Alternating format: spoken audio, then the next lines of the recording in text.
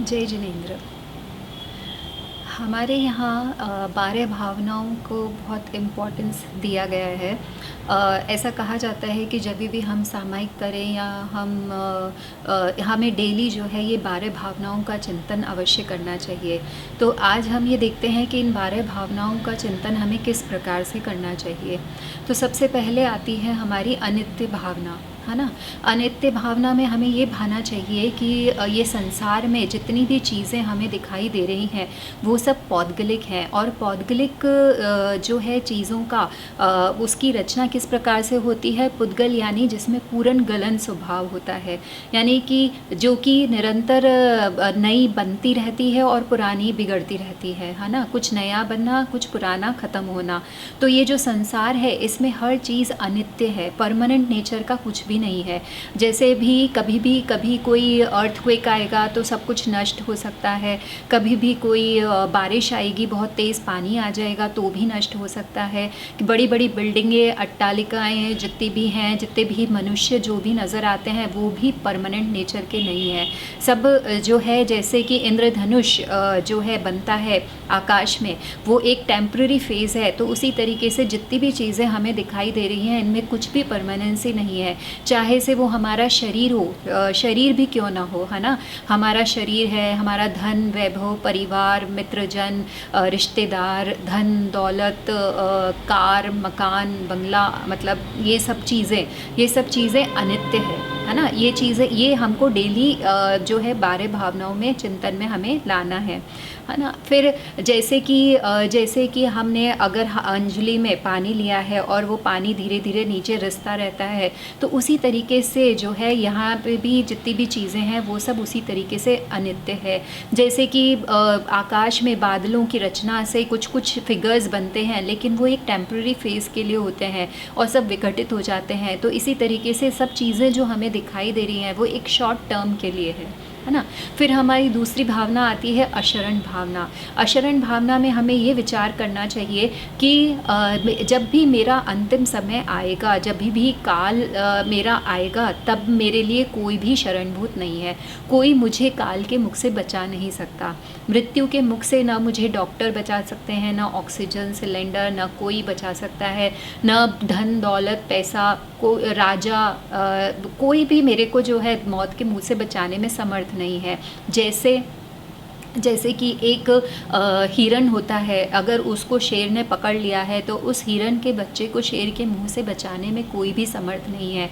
तो इसी तरीके से मुझे भी काल के मुंह से बचाने में कोई भी समर्थ नहीं है। मेरा अपना आत्मा के प्रति जो श्रद्धान है और जो परमात्मा पर विश्वास है और जो मेरे धर्म, जो अच्छे कर्म मैं कर रहा हूँ, बस वो ही मेरे साथ है, बाकी अन्य कोई भी मेरे लिए शरणभूत नहीं है ना।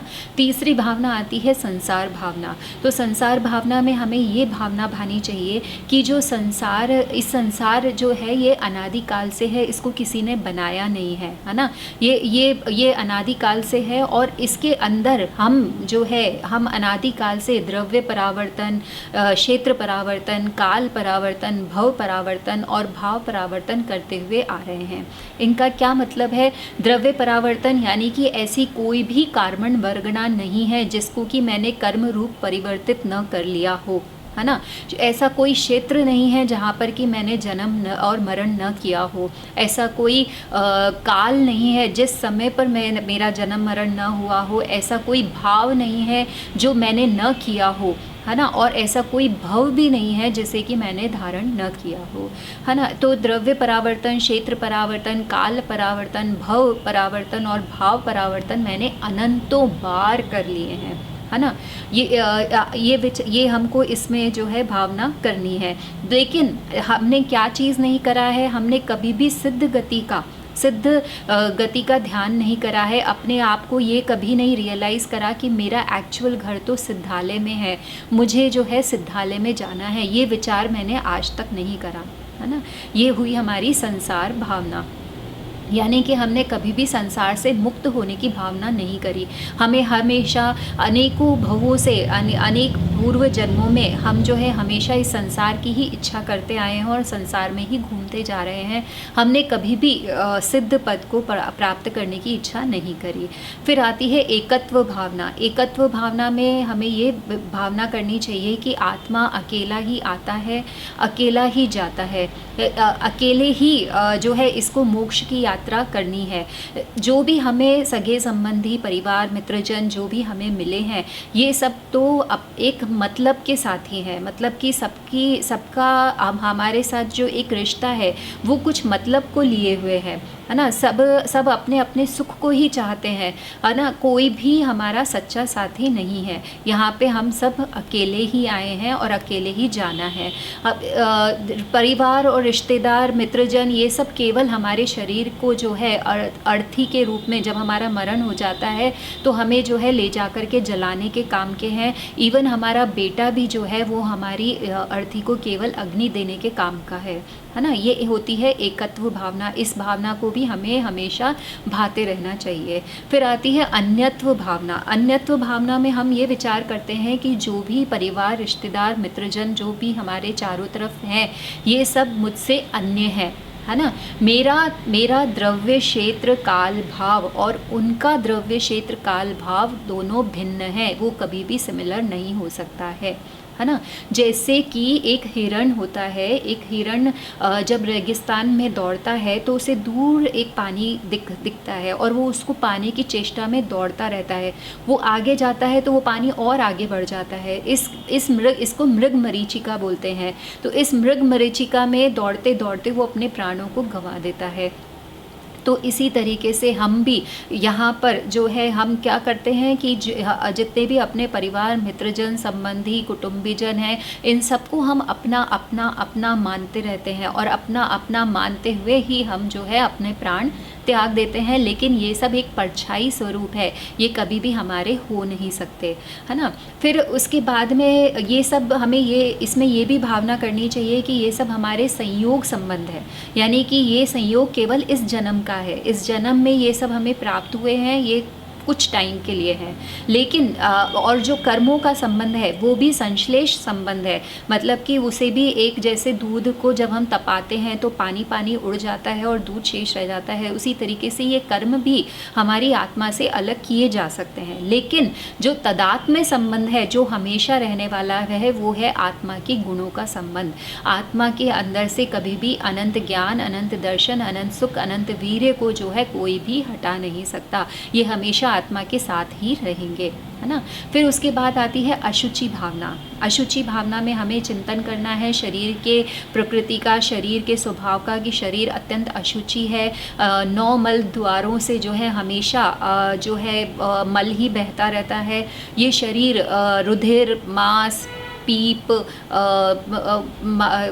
हड्डी, मज्जा, इन सब से बना हुआ है। अत्यंत घिनौना है, अत्यंत घृणास्पद है।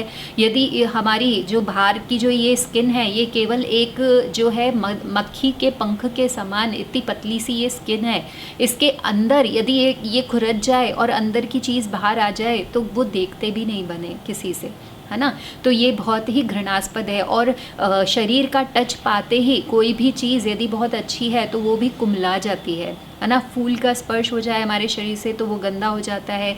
कोई भी माला आपको पहना दी जाए वो शरीर के स्पर्श से घृणित हो जाती है। रसगुल्ला बाहर रखा है वो अच्छा है, लेकिन जैसे ही वो मुंह के अंदर जाता है और वो घृणित रूप में परिवर्तित हो जाता है। तो हमारी जो है शरीर बहुत ही अशुचि है।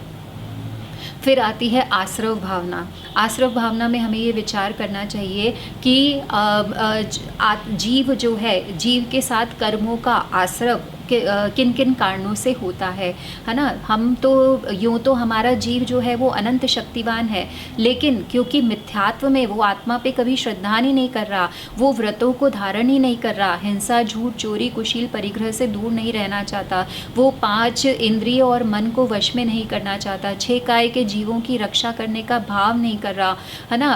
कषाय, क्रोध, मान, माया, लोभ में लगा हुआ है, मन, वचन, काय की प्रवृत्ति को रोकना नहीं चाहता। तो इन सभी कारणों से जो है कर्मों का आश्रव निरंतर होता जा रहा है। कर्म जो है हमारी आत्म प्रदेशों पे चिपकते जा रहे हैं और आहार संज्ञा, भय संज्ञा, मैथुन संज्ञा, परिग्रह संज्ञा, इनके कारण कर्मों का बंध जो है वो निरंतर होता जा रहा है। तो ये है आश्रव भावना। फिर आती है संवर भावना, जिसमें हमें ये विचार करना चाहिए कि हमें यदि हम चाहते हैं अपनी आत्मा को आगे और ऊंची स्टेज पर ले जाने के लिए, तो हमें इन कर्मों को जो है संवर करना पड़ेगा, उनको रोकना पड़ेगा। उनको रोकने के कारण क्या है? उनको हम रोक सकते हैं जब हम पंच महाव्रतों को धारण कर लें। हम 5 समितियां जो होती है, ईर्या समिति, भाषा समिति, ऐष्णा समिति, आदान निक्षेपण समिति, प्रतिष्ठापना समिति, इन समितियों को हम धारण कर लें। हम मन वचन काय की क्रियाओं को रोक लें, इनकी गुप्ती कर लें। 10 धर्म के अकॉर्डिंग हम आचरण करें, 22 परिशहों को हम सहन कर सकें और 12 भावनाओं को हम निरंतर भाते रहें, तो जो है हम इन कार्मण वर्गनाओं को कर्म रूप परिवर्तित होने से हम रोक सकते हैं। फिर आती है हमारी निर्जरा भावना। निर्जरा भावना में हमें ये भावना बनी है कि मैं निरंतर, हमारी आत्मा में निरंतर 12 तपों को तपने का भाव बना रहे, है ना। 12 तप कौन कौन से होते हैं? 6 अंतरंग और 6 बाह्य तप होते हैं। तो ये इन 12 तपों को यदि हम तपते रहेंगे, अनशन, ऊनोदर, वृत्ति परिसंख्यान, रस परित्याग, विविक शय्यासन, काय क्लेश, प्रायश्चित, विनय, वैयावृत्ति, स्वाध्याय, व्युत्सर्ग और ध्यान, है ना। इन 12 तपों को तपने से जो है कर्म जो है वो जो अंदर हैं आत्म प्रदेशों पे चिपके हुए हैं ऑलरेडी, उनका भी जो है वो निर्जरित हो जाते हैं, वो ख़त्म हो जाते हैं और आत्मा जो है एकदम अच्छा हो जाता है, एकदम स्वस्थ, एकदम स्वतंत्र, एकदम शुद्ध बन सकता है ना। फिर उसके बाद में आती है हमारी लोक भावना। लोक भावना में हमें ये भाना है कि लोक कैसा है। जिनेंद्र भगवान ने बताया है कि लोक जो है वो एक कमर पर हाथ रखे हुए पुरुष के भांति है, जिसमें कि 6 द्रव्य रहते हैं, है ना। 6 द्रव्य कौन कौन से हैं? जीव, पुद्गल, धर्म, अधर्म, आकाश और काल, है ना। फिर इसमें जो है नीचे अधोलोक है, बीच में मध्य लोक है, ऊर्ध्वलोक है। ऊर्ध्वलोक में जो है देवताओं का निवास है, मध्य लोक में मनुष्य, तिर्यंचों का और कुछ ज्योतिषी देवों का निवास स्थान है ना। ज्योतिषी देव रहते हैं। और नीचे अधोलोक में जो है नारकी जीव रहते हैं, प्लस भवनवासी व्यंतर देव भी रहते हैं वहाँ पर। तो इस तरीके से और जो है मध्यलोक, उसमें असंख्यात द्वीप और समुद्र हैं, नीचे 7 नरक हैं जिस पे नारकी रहते हैं। तो ये पूरे लोक का चिंतन करना, ये कहलाता है लोक भावना, है ना। फिर आता है बोधि दुर्लभ भावना। बोधि दुर्लभ भावना में हमें ये भावना करनी चाहिए कि आत्मा का श्रद्धान करना, आत्मा का ज्ञान करना और आत्मा में ही लीन होना, ये सबसे दुर्लभ है। यही चिंतामणि रत्न है। यही हमें इसी को ही प्राप्त करने का एफर्ट करना है। हमें यही ख्याल रखना चाहिए कि डेली कि मतलब हर क्षण हमारा भाव जो है हमारे मन में आत्मा के प्रति श्रद्धान बना रहे, आत्मा का ज्ञान हम करते रहें और आत्मा में लीनता हमारी बनी रहे, पर पदार्थों की तरफ हम आकर्षित ना हो। फिर उसके बाद में आती है धर्म भावना। धर्म भावना में हमें ये भावना करनी चाहिए कि जिनेंद्र भगवान द्वारा बताया हुआ वीतराग धर्म ही सच्चा धर्म है और इस धर्म को धारण करके ही मेरी आत्मा जो है परमात्मा बन सकती है।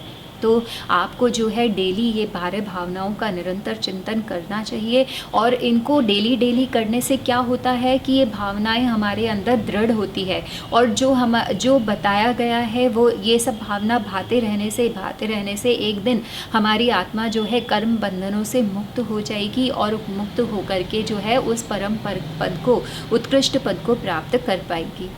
जय जिनेंद्र।